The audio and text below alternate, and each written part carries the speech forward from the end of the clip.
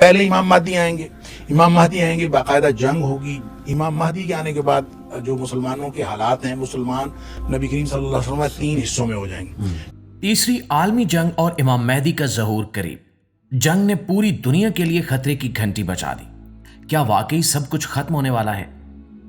معزز دوستو، آج کی اس قیمتی ویڈیو میں ہم ایک ایسے موضوع پر بات کریں گے جس نے پوری دنیا کے مسلمانوں کو سوچنے پر مجبور کر دیا ہے. سوال یہ ہے کہ کیا امام مہدی علیہ السلام کا ظہور قریب ہے؟ کیا ایران اور امریکہ کے درمیان بڑھتی ہوئی کشیدگی، مشرق وسطیٰ میں مسلسل جنگی حالات، اسرائیل اور فلسطین کا مسئلہ، عالمی طاقتوں کی صف بندی اور دنیا میں پھیلتی بے چینی اس بات کی طرف اشارہ کر رہی ہیں کہ ہم کسی بہت بڑے دور کے قریب پہنچ چکے ہیں؟ یہ سوال صرف جذباتی نہیں بلکہ سنجیدہ ہے، اور اس پر بات کرتے وقت ہمیں جذبات کے ساتھ ساتھ عقل اور دین دونوں کو سامنے رکھنا ہوگا.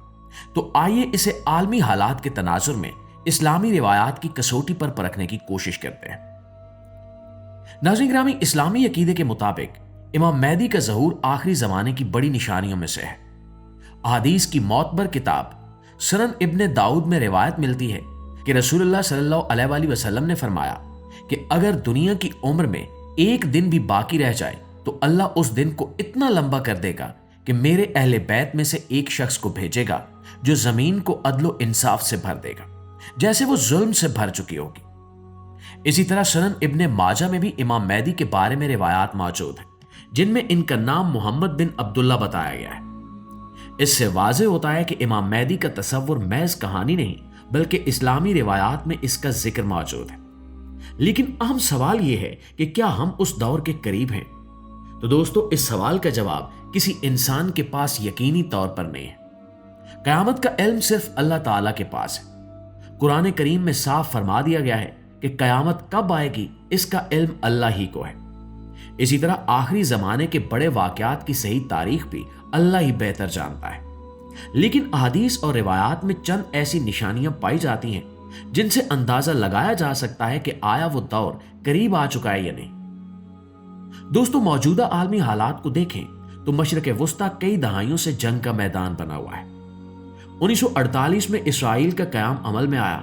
اس کے بعد سے فلسطین کا مسئلہ مسلسل سلگ رہا ہے. مسجد اقصی کی بے حرمتی کے واقعات، غزہ پر حملے اور خطے میں طاقت کی سیاست نے حالات کو مزید پیچیدہ کر دیا ہے.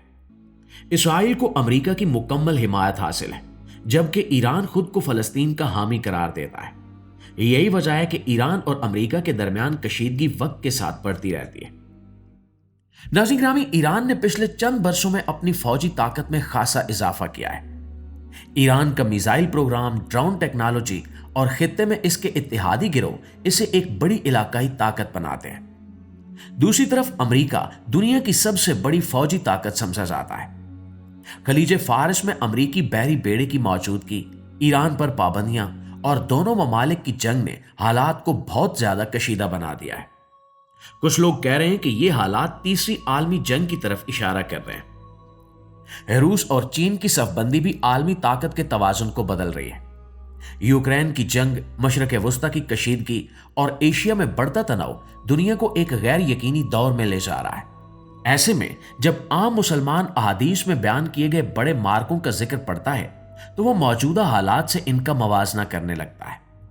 بعض روایات میں خراسان سے سیاہ جھنڈوں کے نکلنے کا ذکر ملتا ہے. خراسان کا علاقہ موجودہ افغانستان، ایران اور پاکستان کے کچھ حصوں پر مشتمل سمجھا جاتا ہے. جب افغانستان میں جنگ ہوتی ہے یا اس خطے میں شدت پسندی بڑھتی ہے تو کچھ لوگ اسے انہی روایات سے جوڑ دیتے ہیں. لیکن علماء نے واضح کیا ہے کہ ان روایات کی سند اور مفہوم پر اختلاف پایا جاتا ہے، اس لیے انہیں قطعی طور پر موجودہ حالات پر لاگو کرنا درست نہیں ہے. دوستو، اسی طرح قسطنطنیہ کی فتح کا ذکر بھی احادیث میں ملتا ہے. آج قسطنطنیہ دراصل استنبول ہے جو ترکی میں واقع ہے. ایک حدیث میں آتا ہے کہ قسطنطنیہ کی فتح ہوگی. تاریخی طور پر یہ فتح مسلمانوں کے ہاتھوں ہو چکی ہے، لیکن بعض روایات میں دوبارہ ایک بڑی جنگ کا ذکر ملتا ہے. موجودہ دور میں ترکی کی سیاست، اس پر عالمی دباؤ اور خطے میں اس کا کردار بھی لوگوں کی توجہ کا مرکز ہے. پیارے ساتھیوں، دجال کا فتنہ آخری زمانے کی سب سے بڑی آزمائش قرار دیا گیا ہے. صحیح مسلم میں دجال کے بارے میں تفصیلی احادیث موجود ہیں. नबी अकरम सल्लल्लाहु अलैहि वसल्लम ने फरमाया कि दजाल का फितना सबसे बड़ा फितना होगा जो आदम अलैहिस्सलाम से कयामत तक आएगा। यह भी बयान हुआ कि हजरत ईसा अलैहिस्सलाम नाजिल होंगे और दजाल को कत्ल करेंगे। इसके बाद जमीन पर अमन का दौर होगा। ये सब वाकयात हमें याद दिलाते हैं कि दुनिया का निजाम हमेशा एक जैसा नहीं रहेगा। अब सवाल यह है कि क्या ईरान और अमेरिका जंग इन्हीं वाकयात का आगाज हो सकती है? तो दोस्तों, इसका जवाब यकीन के साथ कोई भी नहीं दे सकता। हां, यह जरूर कहा जा सकता है कि दुनिया इस वक्त शदीद बेचैनी का शिकार है। मईशतें कमजोर हो रही हैं, अखलाकी गिरावट बढ़ रही है, जुल्म आम हो रहा है और ताकतवर मुल्क कमजोर मुल्कों पर दबाव डाल रहे हैं। ये सब अलामतें हमें सोचने पर मजबूर करती हैं कि हम अपने ईमान को मजबूत करें। इस्लाम हमें सिखाता है कि फितनों के जमाने में सब्र, दुआ और नेकी का रास्ता अपनाओ। नबी अकरम सल्लल्लाहु अलैहि वसल्लम ने फरमाया कि ऐसे वक्त में इबादत करना हिजरत के बराबर है। इसका मतलब यह है कि जब दुनिया इंतशार का शिकार हो तो मोमिन को अपने रब की तरफ ज्यादा मुतवज्जे होना चाहिए। हजरत इमाम मेहदी का इंतजार करने से ज्यादा जरूरी यह है कि हम खुद को दुरुस्त करें। कुछ लोग मखसूस सालों जैसे 2026 या 2030 को बहुत अहम करार देते हैं, लेकिन हमें याद रखना चाहिए कि माजी में भी कई तारीखें दी गई जो कभी पूरी नहीं हुई। इसलिए किसी साल को हतमी करार देना हरगिज दुरुस्त नहीं है। हमें संजीदगी के साथ हालात का जायजा लेना चाहिए, लेकिन खौफ और अफवाहों का शिकार नहीं होना चाहिए। ईरान और अमेरिका की मुमकिना जंग अगर होती है तो इसके असरात मुस्लिम दुनिया पर गहरे होंगे। तेल की कीमतें बढ़ सकती हैं, महंगाई में इजाफा हो सकता है और आम लोग मुश्किलात का शिकार हो सकते हैं। इसलिए हमें दुआ करनी चाहिए कि अल्लाह हमें जंग से बचाए। इस्लाम अमन का दीन है। अगरचे जिहाद का तस्वुर मौजूद है, लेकिन वो जुल्म के खिलाफ है, ना कि बेगुनाहों के कत्ल के लिए। प्यारे दोस्तों, आखिर में यही कहा जा सकता है कि मौजूदा आलमी हालात वाकई संजीदा हैं।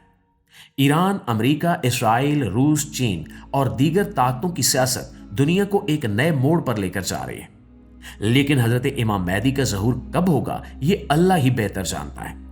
हमारा काम सिर्फ इतना है कि हम अपने ईमान को मजबूत करें, सच्चाई का साथ दें और फितनों से बचने की कोशिश करें। दुआ है कि अल्लाह ताला हमें हर आजमाइश से महफूज रखे और हमें हक पर कायम रखे। आमीन सुमा आमीन। जी तो मुआज़िज़ दोस्तों, ये थी हमारी आज की वीडियो के हवाले से आपकी राय क्या कहती है? कमेंट सेक्शन में हमारे साथ शेयर जरूर कीजिएगा, क्योंकि आपकी आरा से हमें भी बहुत कुछ सीखने का मौका मिलता है। वीडियो अच्छी लगी है, मालूमात में इजाफे का बायस बनी है, तो हमारी इस कोशिश को एक लाइक और एक शेयर जरूर दीजिएगा। इंशाल्लाह आपकी खिदमत में हाजिर होते हैं एक नई वीडियो के साथ। तब तक अपना ढेर सारा ख्याल रखिए। अल्लाह ने के बाद।